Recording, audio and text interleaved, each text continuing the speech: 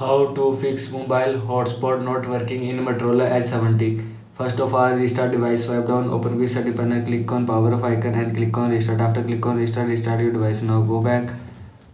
After that, turn on hotspot, open setting, scroll down, click on mobile at internet, click on hotspot at tethering and turn on this button. After turning on this button, turn on mobile hotspot from your phone. Now go back.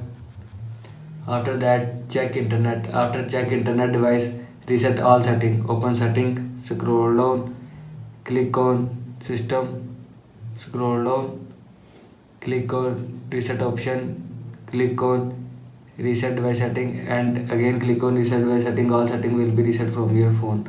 Now go back. After that, software update. Again open setting, scroll down, click on system update, click on check for updates and click on update. After click on update, your phone software will be updated from your phone. This is how you can fix mobile hotspot not working in Motorola Edge 70. I hope so you like this video and thanks for watching this video.